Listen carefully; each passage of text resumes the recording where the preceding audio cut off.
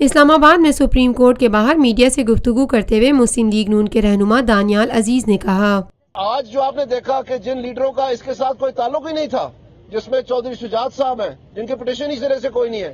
جس میں باقی صاحبان ہیں جو آج آپ نے دیکھے یہاں پر آئے ہوئے، پیپلز پارٹی والے جن کی پٹیشن ہی نہیں ہے، ایم کیو ایم والے، وہ سارے حصہ آئے ہوئے ہیں جیسے کہ شاید ان کو کوئی مجبوری دی گئی ہے، کوئی ڈیوٹی لگائی گئی ہے، کوئی ان کو یہ بتایا گیا ہے کہ آپ وہاں پر آج جائیں، جبکہ تمام سماعت کے دوران کچھ بھی نہیں ہوا۔ آخری بات میں کرنا چاہوں گا کہ جو ہمارے وکیل نے خواجہ حارث صاحب نے آج بحث کی ہے، انہوں نے تمام جے آئی ٹی کی رپورٹ، اس کی انویسٹیگیشن، اس کا طریقہ کار، اس کی جو مختلف قسم کے مسودے جو اس میں ڈالے گئے ہیں، جو اس کے ڈاکیومنٹس ہیں، ان سب کو نائل قرار دے دیا اور رد کر دیا، اور اس بات پہ عدالت کو باور کروایا کہ جو قانونی ضابطے ہیں ان کو مکمل کیے بغیر کسی قسم کی بھی رپورٹ جو ہے وہ نہ عدالت میں سماعت ہو سکتی ہے اور نہ ہی وہ آگے چلا جا سکتی ہے، اور اس کے لیے اس ساری جے آئی ٹی رپورٹ کو ریجیکٹ کیا جائے اور اس کیس کو ڈسمس کیا جائے، اور واضح طور پر یہ تمام ہتھ کنڈے استعمال کر کے بھی، یہ تمام حرکتیں کر کے بھی جو کل بخوبی بیان کی جائیں گی، ان کے باوجود وزیر اعظم پہ کیا مدعا کیا ہے؟ مدعا یہ ہے کہ آپ ان فلیٹس میں ٹھہرتے رہے، لہذا آپ مالک ہیں۔ تو یہ جو ایک اشتہاری ہے،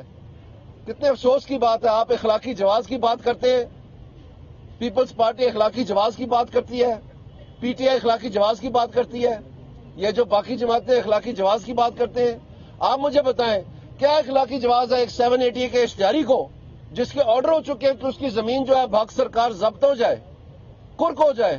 وہ آ کے ادھر اسلام آباد میں ایک جشن سے اپنا خطاب کر رہا ہے اور سٹنگ گورنمنٹ کو جو ہے نا مختلف قسم کے تقریباً گالیاں ہی دے رہا ہے۔ پاکستان مسلم لیگ نون کے رہنما کا کہنا تھا، میں ریکویسٹ کروں گا انسداد دہشت گردی کی عدالت کو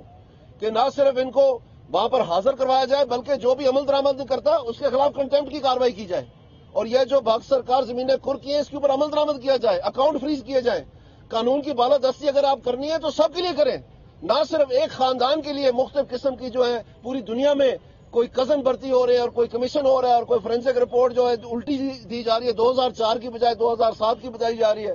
اور یہ آ جا کے یہ ساری چیزیں غلط ملت الٹا سیدھا سب کر کے تباہی مچا کے تو کیا کہا کہ جی صرف یہ لکھا ہے کہ جی اٹ سیمز،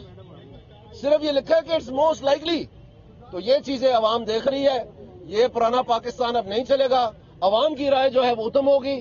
آئین کی بالادستی پارلیمنٹ کے ذریعے ہوگی، اور اس بات کو جو نہیں سمجھ سکتا یا اپنے حلف کی خلاف ورزی کرنا چاہتا ہے وہ خود اس کا ذمہ دار ہوگا۔ پاکستان مسلم لیگ نون کے رہنما دانیال عزیز نے مزید کہا،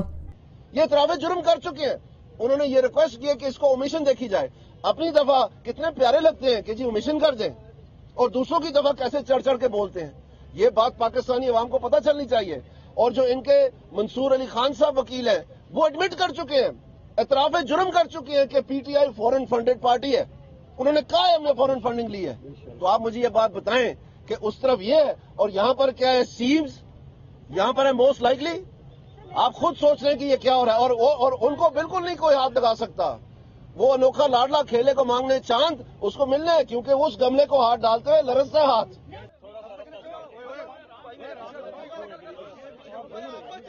Lotus Lake Towers, a groundbreaking endeavor by Lotus Properties.